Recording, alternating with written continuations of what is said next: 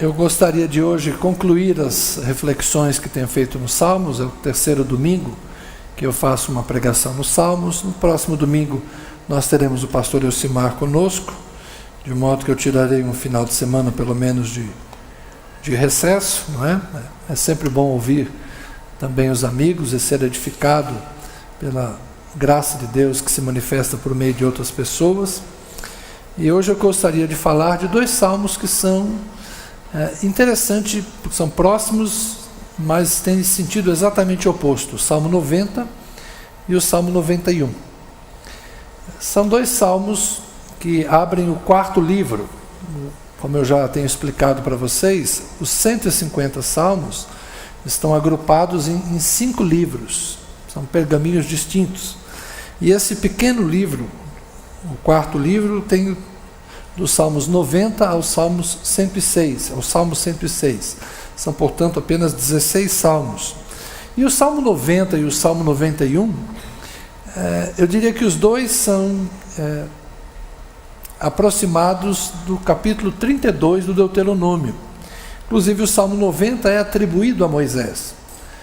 Honestamente, é pouco provável que o Salmo seja de Moisés. Ele deve se inspirar, em parte, nesse cântico de Moisés que está escrito no livro do Deuteronômio. É atribuído a Moisés. Esse cântico do capítulo 32 e também o capítulo 33, que é bem interessante. E se a gente ler com atenção, principalmente o Salmo 91, a gente vai encontrar algumas frases pinçadas lá de Êxodo 32, mas numa ordem invertida. Eu vou demonstrar isso para vocês agora no texto. Os dois salmos falam da vida e falam da morte. O Salmo 90, no sentido de que a vida é muito breve. E o Salmo 91, numa expectativa de longevidade. O Salmo 90 nos convida a pensar na vida em função da sua brevidade e vivê-la com inteligência. O Salmo 91 nos ensina a confiar no Senhor, porque Ele pode nos livrar da morte. É por isso que os dois são parecidos e observam o mesmo fenômeno de forma distinta. Ambos estão falando, na verdade, da duração da vida ou da morte. Como a gente morre cedo. Ou, segundo o Salmo 91, como você pode morrer mais tarde. Você decide. É uma ótica interessante. Vamos aos textos? Nada como ler a Bíblia para a gente perceber o que a Bíblia diz. Tá bem? Primeiro, Salmo 90, o salmo um pouco pessimista em relação à existência humana. Hoje nós temos mais longevidade. Hoje nós esperamos viver mais de 70 anos. Boa parte de nós aqui é otimista, imagina viver pelo menos mais de 70. A gente tem muita gente aqui com mais de 70, outros com mais de 80. Meu sogro agora constantemente reclama da velhice. A memória dele é muito curta, ele esquece as coisas muito rápido. E uma das poucas coisas que ele gosta de reclamar, ele, graças a Deus, reclama muito pouco, mas ele reclama da velhice. Ele fala: Zé, a velhice é fogo, a gente esquece tudo. Bem que meu pai dizia. Eu falei: então, pelo menos o senhor lembra do seu pai? E lembra do que o seu pai dizia? Mas a única coisa que ele lembra que o pai dizia é que era difícil ser velho. E aí eu falo para o meu sogro: o senhor teve 80 anos para morrer novo. Agora o senhor é velho. Ele está com 87. Né? E é interessante você observar, o avô da Tânia, o pai do meu sogro, o pastor Joaquim, passou dos 90, acho que 92 mais ou menos. Dona Diolinda foi a 93 ou 96 talvez, a gente não sabe exatamente. Enfim, a família da Tânia é bastante longeva, a expectativa de vida da família dela é longa. Ela fala para mim que ela é primeiro. Eu falei: meu pai foi com 57, eu já estou passando da média da minha família, né? Minha família, ao contrário, os homens viveram pouco, a geração anterior. Meus avós paternos morreram bem pertinho dos 60 anos, meu pai morreu com 57. Perdi tio com 47, tio com 53, então a expectativa masculina na minha família é baixa. Mas eu, se Deus quiser e permitir, e a minha chatice não for muito grande, eu espero viver mais, não é? Se eu ficar muito chato, vocês podem começar a orar para eu ir antes. Mas, voltando aqui para o texto, esse texto fala, portanto, numa ótica pessimista da duração da vida. Vamos a ele. Senhor, Tu tens sido o nosso refúgio de geração em geração. Antes que os montes nascessem e Tu formasses a terra e o mundo, de eternidade a eternidade, Tu és Deus. Então a primeira constatação é a eternidade de Deus. Deus precede a criação, Deus precede a existência da terra. Os montes no Antigo Testamento são aquelas coisas firmes, inabaláveis. Os que confiam no Senhor são como os montes de Sião, que não se abalam, mas permanecem para sempre. Então é aquela ideia de que os homens passam, mas as montanhas estão aí, não é? E antes das montanhas, Deus já estava. De eternidade a eternidade, Tu és Deus. Deus não tem princípio, Deus não tem fim. Segue o texto. Tu reduzes o ser humano ao pó e dizes: voltem ao pó, filhos dos homens. Pois 1000 anos aos teus olhos são como o dia de ontem que se foi, e como a vigília da noite. Tu os arrastas na torrente. São como um sono. São como a relva que floresce de madrugada viceja e floresce, à tarde murcha e seca. Ou seja, a existência do homem diante da eternidade de Deus é muito breve, como uma planta que tem vida bastante curta. Aqui ele radicaliza, né, uma planta que cresce durante a noite e no final do dia já secou e morreu. É uma vida muito breve. O Salmo segue ainda numa ótica bastante pessimista, o verso 7, pois somos consumidos pela tua ira e pelo teu furor conturbados. Puseste as nossas iniquidades diante de ti e sob a luz do teu rosto os nossos pecados ocultos. Pois todos os nossos dias se passam na tua ira. Acabam-se os nossos anos como um breve pensamento. Os dias da nossa vida sobem a 70 anos ou, em havendo vigor, a 80. Nesse caso, o melhor deles é canseira e enfado, pois tudo passa rapidamente e nós voamos. Quem conhece o poder da tua ira e a tua cólera segundo o temor que te é devido? Ensina-nos a contar os nossos dias para que alcancemos coração sábio. Algumas versões vão dizer: ensina-nos a perceber a brevidade da nossa vida para que alcancemos coração sábio. Volta-te, Yahvé. Até quando estarás indignado? Tem compaixão dos teus servos. Sacia-nos de manhã com a tua bondade, para que cantemos de júbilo e nos alegremos todos os dias, todos os nossos dias. Alegra-nos por tantos dias quantos nos tens afligido, por tantos anos quantos suportamos a adversidade. Aos teus servos apareçam as tuas obras e a seus filhos a tua glória. Seja sobre nós a graça do Senhor nosso Deus. Confirma sobre nós as obras das nossas mãos. Sim, confirma a obra das nossas mãos. Se a gente pensar naquela população que viveu o êxodo, que saiu do Egito com mais de 20 anos, e a Escritura vai dizer que eles deveriam morrer no deserto, porque nenhum deles entraria na terra prometida, com 2 exceções, Josué e Calebe. Aquela geração do êxodo que vai ouvir o cântico de Moisés no Deuteronômio. Deuteronômio significa a segunda lei, é um livro que retrata as últimas palavras de Moisés antes de morrer. Então nós estamos imaginando que esse cântico do Deuteronômio ele é para uma geração que sobreviveu durante os 40 anos do Êxodo. Não há muitos idosos entre eles, porque, segundo a Escritura, os que saíram do Egito com mais de 20 morreram no deserto. Moisés é uma exceção, 100 e tantos anos.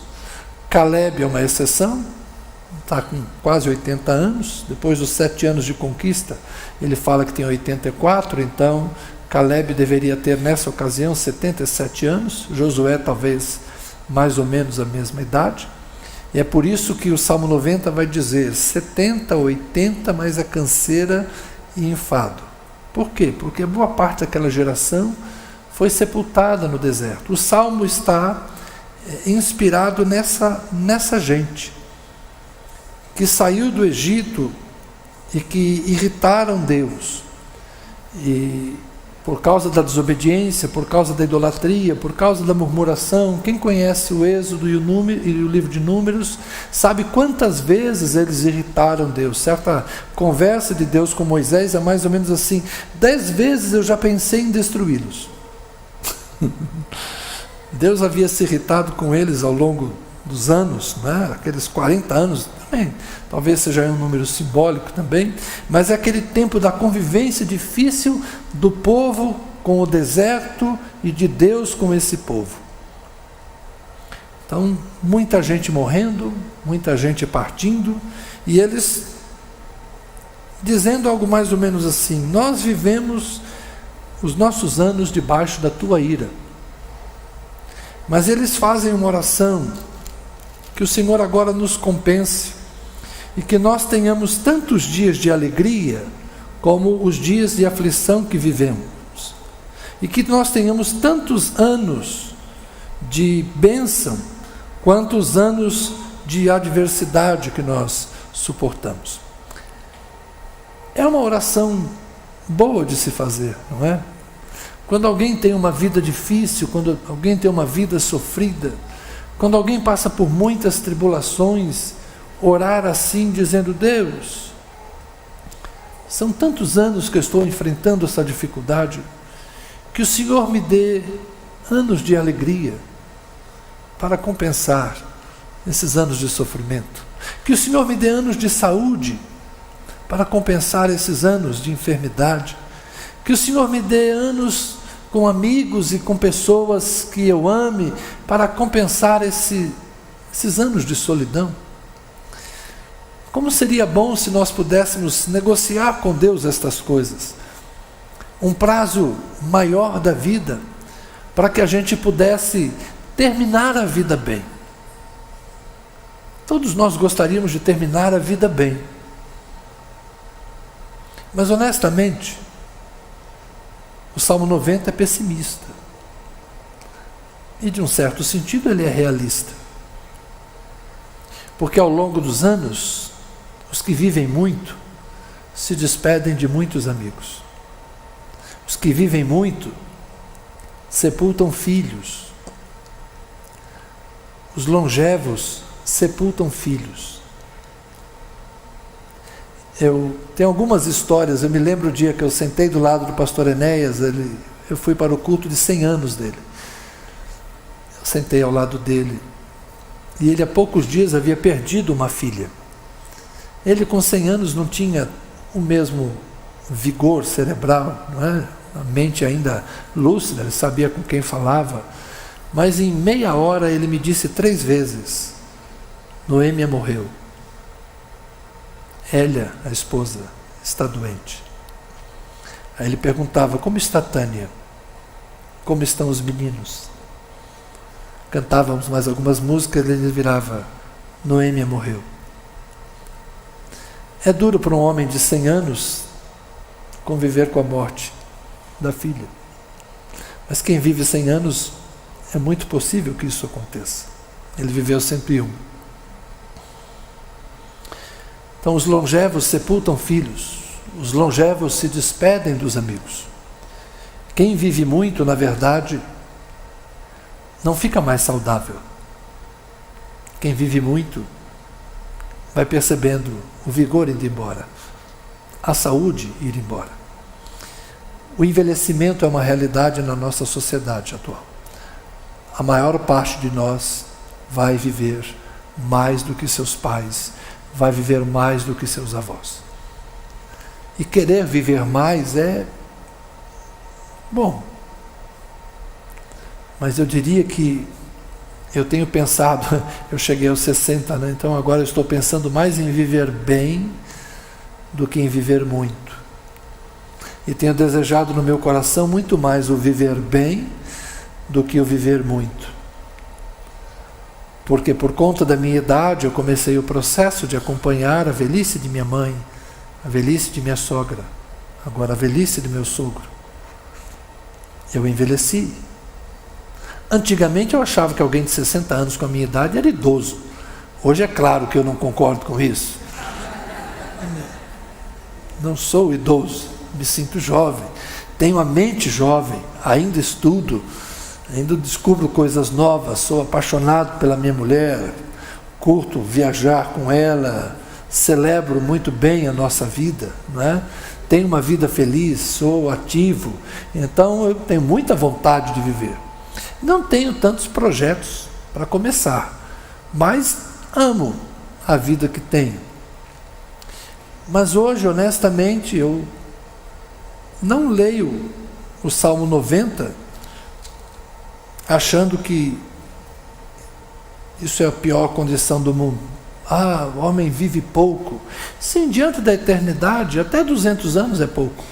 Diante da eternidade, 500 anos é pouco. Diante da eternidade, qualquer período de tempo será pequeno. Agora, essa nossa existência de algumas décadas é uma fagulha, é um piscar de olhos na eternidade de Deus. Então, nós não devemos contar o tempo. Nós devemos pensar em viver bem a vida. E para compensar essa mortalidade precoce que está no Salmo 90, o Salmo 91 vem como o remédio. O Salmo 91 vem como um antídoto. E embora muitos crentes tenham aprendido a recitar o Salmo 91 para expulsar demônios, eu lamento dizer a você, mas ele não tem nenhuma eficácia nesse assunto, porque afinal de contas, na tentação, o diabo falou o Salmo 91 para Jesus. Então, o diabo não tem medo de Salmo 91. Isso aí é mandinga gospel, tá? Mas o Salmo 91 fala sobre como viver mais. Vamos a ele? Porque de morte já falei demais. E olha como esse salmo é otimista. Aquele que habita no esconderijo do Altíssimo e descansa à sombra do Onipotente, diz a Yahvé, o Senhor: Tu és o meu refúgio, a minha fortaleza, o meu Deus, em quem confio. Aqui, curiosamente, nessas curtas frases, aparecem os 4 nomes de Deus no Gênesis. Aquele que habita no esconderijo do El Elyon, o Altíssimo, descansa à sombra do Onipotente, aqui é Shaddai. Na verdade, a construção hebraica é mais simples, é assim: dorme ou adormece em Shaddai, se esconde em El Elyon. As palavras hebraicas são bem mais curtas. E começa com Shaddai primeiro. Ele se esconde no Altíssimo, mas ele descansa à sombra de El Shaddai. El Shaddai é a forma como Deus é conhecido, ou é mencionado no Gênesis como o Todo-Poderoso. É uma raiz hebraica que tem a ver com seio, com o amamentar, shad, peito. O Todo-Poderoso não é exatamente o onipotente naquele sentido que a gente gosta de dizer, aquele que pode fazer qualquer coisa. El Shaddai é aquele que sustenta. É a ideia do poder, mas como do seio que alimenta a criança, de onde vem a vida, que vai nutrir a vida. É neste sentido que a gente aprende a descansar à sombra desse Deus que cuida, desse Deus que nutre, desse Deus que alimenta. A gente aprende a se esconder no Altíssimo, no El Elyon. O Deus Altíssimo, e aqui é um conceito quase enoteísta, né, de um Deus que está acima dos outros deuses. Porque no Gênesis ainda não há o conceito claro de um monoteísmo, né? Há uma ideia de que há muitos deuses, mas o Deus que falou com Abraão é o Deus dos deuses, é o Deus maior. Hoje nós somos monoteístas, nós cremos que só existe um Deus, mas naquela época eles pensavam em muitos deuses, mas haveria um Deus superior. Esse Deus Altíssimo é o Deus de Abraão, o Deus de Isaque, o Deus de Jacó. É aquilo que o salmista diz: elevo meus olhos para os montes. De onde me virá o socorro? Porque nos montes eles praticavam os cultos aos vários deuses. Havia postes ídolos espalhados pelos montes. Muitos deuses eram adorados nos montes. Mas o salmista diz: eu olho para os montes. O meu socorro, de onde virá? De nenhum Deus que está aí nos montes, de nenhum ídolo. O meu socorro vem do Senhor que fez os céus e a terra. Ele não olha para os deuses dos montes, ele olha para os céus. E ele acredita no Deus que é superior a todos. Então o salmista é muito feliz quando ele constrói em duas frases, usando os 4 nomes de Deus: o Altíssimo, o Onipotente, Yahvé e, por fim, Elohim. É uma poesia a ser estudada com mais profundidade. É um convite para que eu e você possamos nos esconder em Deus. Talvez aqui esteja o pensamento de alguém que vai ao templo para buscar a bênção de Deus. Por isso, habitar no esconderijo do Altíssimo, descansar à sombra do Onipotente, dizer do Senhor: Tu és o meu refúgio, a minha fortaleza, o meu Deus, em quem confio. Qual a resposta de Deus a alguém que vem para ele e diz: Tu és o meu refúgio, a minha fortaleza, o meu Deus, em quem confio? Aí o sacerdote começa a abençoar esta pessoa, dizendo: Pois ele livrará você do laço do passarinheiro e da peste perniciosa. Ele o cobrirá com as suas penas e sob as suas asas você estará bem seguro. A sua verdade é proteção e escudo. É o escudo que se usava no braço esquerdo, um escudo grande, na mão direita a espada, mas no ombro direito ainda uma proteção. Então, quando você pensa naquele soldado bem equipado, né? Ele tem um escudo grande que ele embraça aqui, segura a espada, mas tem uma outra proteção aqui protegendo o seu lado direito. Essa é a ideia de Deus cuidando da gente, não é? Ele é o seu escudo e a sua proteção. Ele te protege pela esquerda e ele te protege pela direita. Esse é o Deus que te livra no combate. É uma linguagem aqui de guerra. Segue. Você não terá medo do terror noturno, nem da flecha que voa de dia, nem da peste que se propaga nas trevas, nem da mortandade que assola ao meio-dia. Ele está falando dessas coisas que matam de dia e que matam de noite, né? O que é o terror noturno? É o medo da noite? Pode ser. Pode ser também a questão dessas doenças repentinas que a pessoa, igual o pessoal fala, rapaz, foi deitar e acordou morto. Gente, ninguém acorda morto, ele simplesmente não acorda, tá bom? Mas é a ideia do terror noturno, aquilo que mata à noite. Meu pai morreu no meio da noite. Meu pai teve um infarto fulminante mais ou menos a 1 da madrugada, não é? Tem gente que morre, estava deitado e morreu. Morte súbita, né? Tem aquele indivíduo que chega para a mãe e fala: mãe, é verdade que na nossa família as pessoas morrem de repente?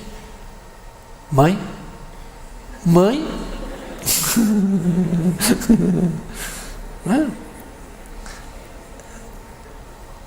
A morte vem repentinamente. Pode vir de dia, pode vir de noite. E aqui é interessante, aqui sim, tem a ver com Deuteronômio, né? Deuteronômio 32 fala destas coisas, né? Fala dos males que Deus mandava sobre eles. Deixe-me ler aqui 32, 24. Consumidos serão pela fome, devorados pela febre e peste violenta. Contra eles enviarei animais selvagens, veneno de criaturas que se arrastam no pó. Do lado de fora a espada causará devastação, em casa o pavor. Então é a ideia da mortandade, né, que atua de dia e atua de noite. O salmista está nos dizendo que Deus nos guardará. Aquele que faz do Senhor o seu refúgio, aquele que faz de Deus a sua fortaleza, Deus te livra das armadilhas. Deus te livra da peste perniciosa, dessas doenças que estão por aí, as viroses, né? As doenças aí que se espalham por aí. Ele cobrirá com as suas penas, você estará seguro, porque Ele te protege. Você não vai ter medo do terror noturno, nem da flecha que voa de dia, nem da peste que se propaga nas trevas, nem da mortandade que assola ao meio-dia. Caiam 1000 ao teu lado, 10.000 à sua direita, você não será atingido. Lá em Deuteronômio 32 é interessante, é o contrário, né? Porque lá está dizendo assim, como Deus entregou os israelitas na mão dos inimigos, 1000 fugiram de 1, e 10.000 fugiram de 2. É como se fosse uma situação de batalha. Um inimigo botou para correr 1000 israelitas. 2 inimigos botaram para correr 10.000, porque eles estavam o quê? Atemorizados, porque Deus os havia deixado. Isso é Deuteronômio 32. O Salmo 91, como eu disse, ele inverte a lógica. Agora você, justo, que confia no Senhor, que teme o Senhor, você que faz do Senhor seu refúgio e fortaleza, você vê 1000 cair ao teu lado, 10.000 à tua direita, e você não é atingido. Ou seja, muita gente morrendo, mas você sobrevive. Somente com os seus olhos você contemplará e verá o castigo dos ímpios. Então, o sacerdote está aqui abençoando aquele que confia no Senhor, aquele que espera no Senhor. Ele verá muita gente morrer, mas ele vai sobreviver. Verso 9, você disse, o Senhor é o meu refúgio, você fez do Altíssimo a sua morada, nenhum mal lhe sucederá, praga nenhuma chegará à sua tenda, porque aos seus anjos ele, Deus, dará ordens a seu respeito para que guardem você em todos os seus caminhos. Eles o sustentarão nas suas mãos para que você não tropece em alguma pedra. Você pisará o leão e a cobra, com os pés esmagará o leãozinho e a serpente. Lá Deuteronômio 32 fala que Deus enviaria animais peçonhentos que rastejam, cobras, e animais ferozes, leões, que matariam as pessoas. Mas aqui o salmista está invertendo. Você vai pisar na cobra e você vai pisar no leão. Você vai esmagar o filhote da serpente, você vai esmagar o filhote do leão. Ou seja, aquilo que em Deuteronômio 32 são males que Deus enviará para matar esse Israel que não temia a Deus, agora aparece no Salmo 91 numa condição invertida. Você é que vai pisar a cobra peçonhenta. Você é que vai matar o leão. É muito otimismo, né? Mas esse é o Salmo. O Salmo 91 é a confiança daquele que quer viver muito porque confia em Deus. Verso 14. Deus diz, porque a mim se apegou com amor, eu o livrarei. Eu o protegerei, porque conhece o meu nome. Ele me invocará, e eu lhe responderei. Na sua angústia eu estarei com ele, eu o livrarei e o glorificarei. E olha que lindo. Vou saciá-lo com longevidade e lhe mostrarei a minha salvação. Perceberam como os dois salmos se opõem? Enquanto um salmo diz que o homem morre rápido, morre cedo e é melhor que aprenda a ser sábio nessa breve existência. O Salmo 91 diz que Deus vai saciar o que confia nele, o que espera nele, com longevidade, e vai mostrar a sua salvação. Qual dos salmistas está certo? Enquanto eu bebo água, você pensa aí. E aí?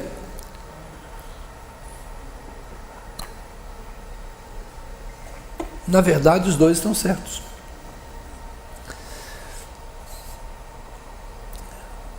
Não há explicação porque uns vivem muito e porque outros vivem pouco.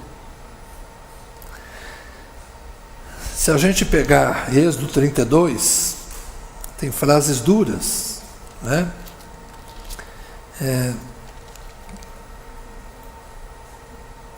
Algumas são realmente complicadas da gente ler, né?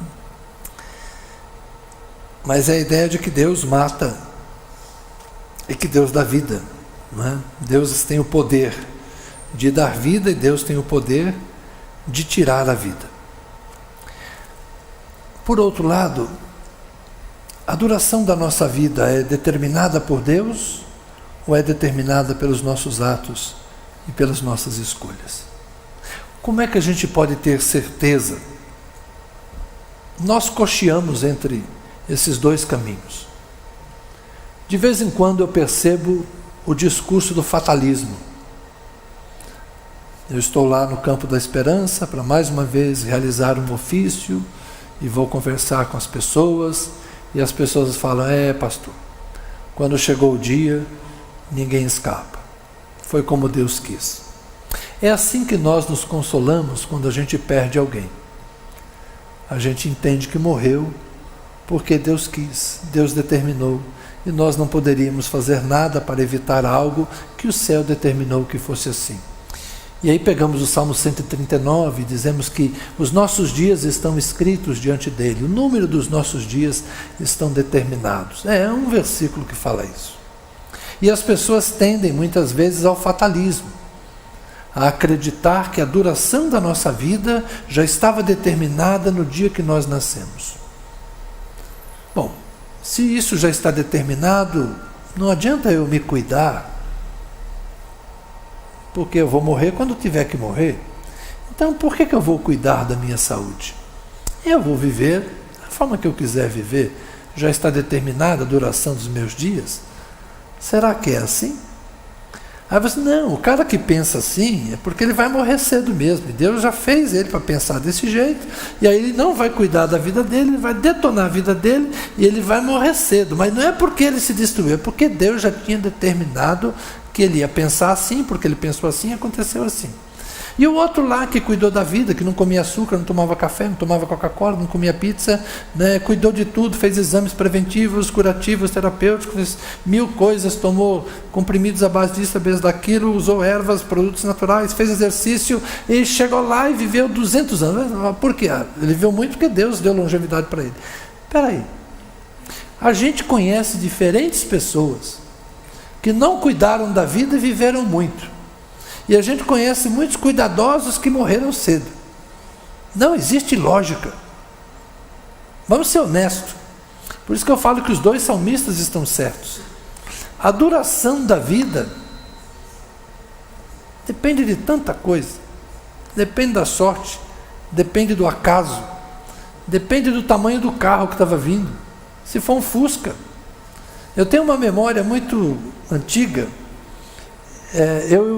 Minha mãe e meu irmão mais novo. Minha mãe segurava os dois pela mão. Eu resolvi correr para atravessar a rua e vinha vindo um Fusca verde. Eu lembro até a cor do Fusca. Eu era muito pequeno e magrinho, né? Não é que minha mãe era tão forte assim, embora nessa hora a mãe é forte.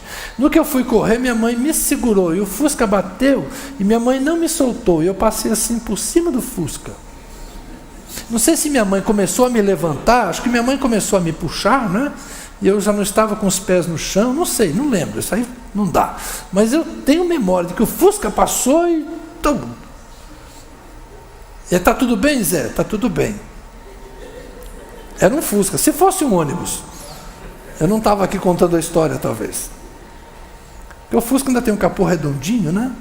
Então é assim, foi um milagre de Deus. Tem uma história na minha família, que isso eu já não lembro, eu tinha 2 anos, indo para Santos, os vagões do trem abriam e fechavam, estava passando, diz a lenda, minha mãe conta, minha tia também, mais uma vez eu sou o menino que, puxa vida, e estou eu passando de um vagão para o outro, abre o vagão e eu caio, minha mãe e minha tia me puxam para cima, o vagão fecha. Eu com 7 anos, eu nasci de 7 meses, e com 11 dias eu já peguei tosse comprida. Minha mãe dizia que eu não conseguia tossir, eu gemia, Então, quando eu fico ouvindo essas histórias, meu Deus, era para eu ter morrido? Quantas vezes eu escapei, né? Será que... Aí começa aquela história, Deus deve ter um propósito na minha vida. Aí eu começo a me sentir especial, né? Já virou testemunho, né? Escapei da morte, eu virei testemunho. Aí eu sou um prodígio, eu sou um fenômeno, Deus tem um propósito na minha vida. Mas aí você começa a ouvir as outras pessoas. E você vai vendo que essas histórias de quase morrer aconteceu com muita gente. Uma doença infantil, uma internação severa, uma cirurgia, um acidente. E quantos de nós não vão dizer, foi milagre, eu tenho 2 datas de nascimento. Muitos de nós vão dizer isso, porque aconteceu isso, mas depois aconteceu aquilo. Então, não existe uma lógica nisso. Quem vai viver mais, quem vai viver menos. Eu gosto do Eclesiastes, porque o Eclesiastes vai dizer, é o tempo e o acaso. O salmista é legítimo, o salmista ele faz uma oração que a gente faz de vez em quando. Tem hora que a gente se sente cansado da vida e ora como o Salmo 90 dizendo, puxa vida, Deus, que vida difícil, canseira e enfado. E tem dia que a gente acorda com o Salmo 91, 1000 cairão ao teu lado, 10.000 à tua direita, mas tu não serás atingido. Tem dia que a gente está cheio de vida, cheio de vigor, cheio de coragem, cheio de ousadia. Está todo mundo certo. Acredite, siga. Faça da sua vida a melhor vida possível. Viva com intensidade os dias bons. Desfrute os dias bons, porque haverá dias ruins. Aproveite os anos de saúde e procure prolongá-los. Cuide bem da sua saúde. Tente viver melhor. Tente se alimentar melhor. Tente dormir bem. Tente fazer amigos. Tente ser uma pessoa do bem, uma pessoa que é agradável, porque isso vai até aumentar a tua imunidade. Tem tanta coisa que faz bem. Procure agir assim. Procure viver mais e melhor. Dê sentido à sua vida, porque a vida pode ser bela se vivida na presença de Deus. Salmo 91 está aí. Deus te guarda, Deus te livra, Deus te protege, Deus te abençoa com longevidade. Aproveita, porque vai chegar o tempo, como diz o Eclesiastes. Vai chegar o dia que carregar o próprio corpo vai ser pesado. Vai chegar o dia em que os olhos ficarão embaçados, catarata. Vai chegar o dia em que os ouvidos não vão ouvir muita coisa. De vez em quando eu ando com meu sogro, ele fala assim, é silencioso aqui, né, Zé? Eu falo, não, sogro, você que está surdo.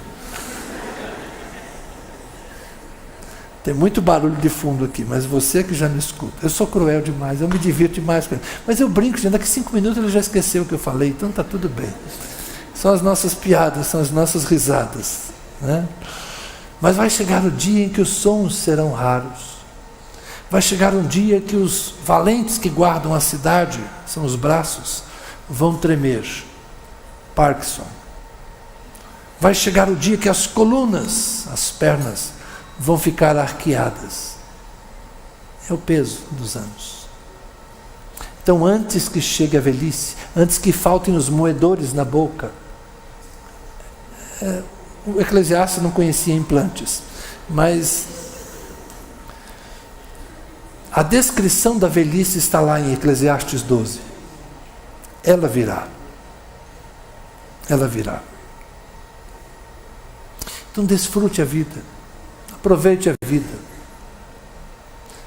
Vocês que são casados, têm um marido e uma mulher, que têm a oportunidade de viver o amor, desfrutem o amor.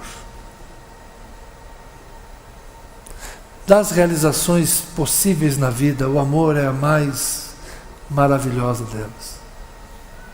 Se você encontrou alguém que ama, não perca essa pessoa. Não perca o amor da sua vida. Vale a pena viver um grande amor. Vale a pena ter alguém do lado com quem envelhecer. Vale a pena, se você tem filhos, ame-os, tenha-os perto. Eu não entendo por que em alguns momentos as pessoas perdem os filhos. É verdade, eu também passei por momentos assim, de afastamento. Mas ame seus filhos, tenha-os perto, celebre a vida com eles. Se você chegou à beleza de ter netos, celebre seus netos, se alegre neles.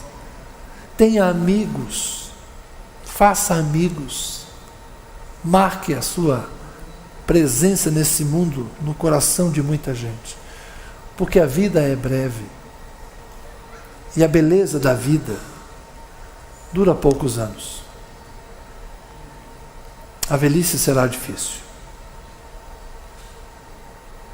Hoje eu estava lembrando de um grande amigo que esteve comigo por 20 anos.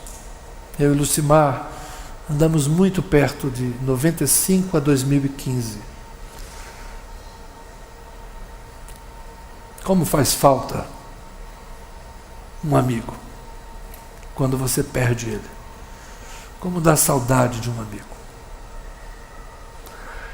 As grandes amizades, elas não morrem. O tempo não as apaga. Um grande amor você nunca esquece. Faça a sua vida valer a pena. Já que ela é curta, que ela seja significativa. E se você tiver a bênção de se esconder no Altíssimo, se abrigar sob as asas do El Elyon e se acalentar e se sentir seguro no abraço do El Shaddai, do Todo-Poderoso, se você fizer de Deus o seu refúgio e Ele te conceder a longevidade, te livrar dos males que há neste mundo, agradeça, porque você será um privilegiado. A vida é difícil, mas com Deus ela é feliz. Amém? Senhor, cantamos que não temos outro bem além de Ti. São palavras fáceis de dizer.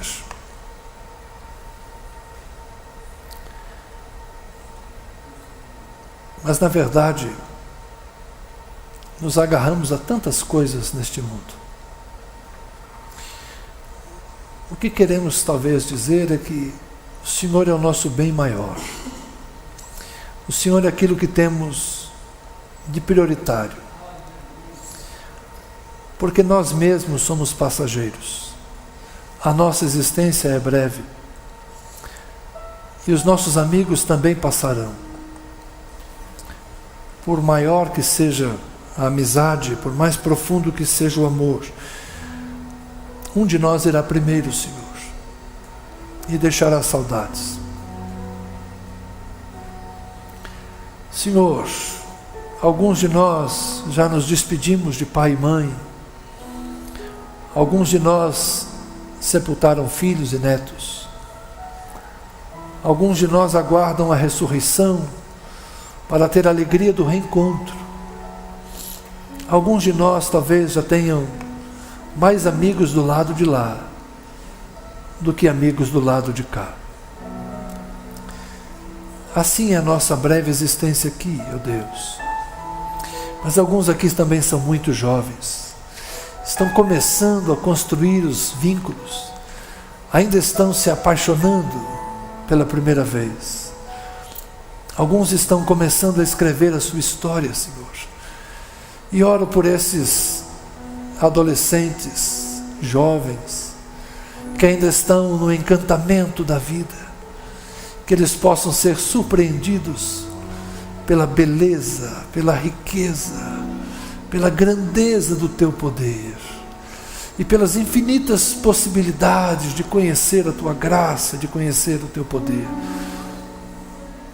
Senhor, eu oro por esses moços e moças que ainda têm sonhos e planos para muitos anos, que eles possam construir as bases sólidas, para que, mais do que sonhos, eles experimentem uma realidade abençoada, frutífera, feliz. Oro por aqueles cujo coração já se machucou na história, Senhor, e querem agora um recomeço, querem uma nova oportunidade, querem um tempo de reconstrução, e oram, Senhor, como o salmista, pedindo que o Senhor lhes acrescente anos de alegria, em compensação pelos anos de sofrimento, anos de conquista em retribuição aos anos de perda. Que o Senhor olhe para estas pessoas também, aqueles cuja vida está parada no tempo e no espaço, precisam agora de um empurrão, de um encorajamento para novas experiências, novas vivências. Senhor, que nós encontremos em Ti a nossa segurança, que nós encontremos em Ti a nossa paz, que nós encontremos em Ti uma razão suficiente para vivermos, e que a nossa vida seja significativa, que a nossa vida seja relevante, não para os outros necessariamente, mas para nós mesmos, para Ti e para aqueles a quem amamos. Que os nossos amigos e familiares possam ser motivo da nossa celebração, e que nós também sejamos motivo da alegria deles. Pais e filhos, marido, mulher, que nós, amigos, celebremos a vida como uma grande dádiva, como um grande dom de Deus. Amém. Amém.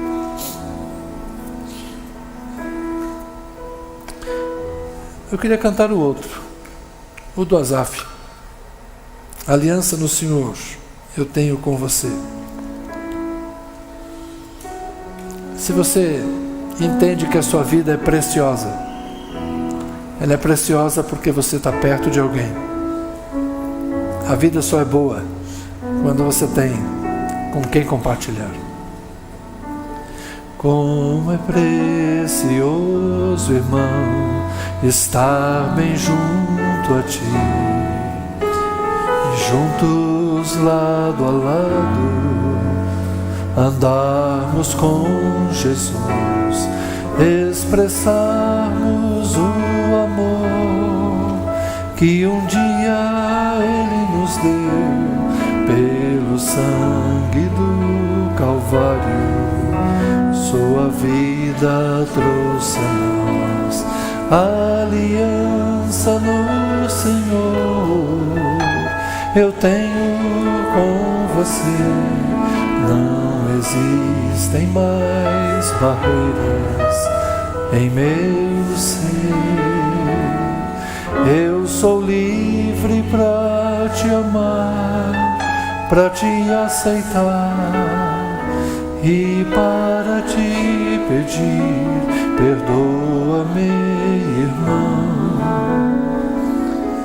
Eu sou um com você no amor do nosso Pai. Somos um no amor de Jesus. Eu sou um com você no amor do nosso Pai. Somos um no amor de Jesus. Amém? Faça a sua vida valer a pena. Viva os seus dias debaixo do sol, na presença de Deus. Que sejam muitos e que sejam bons. Amém?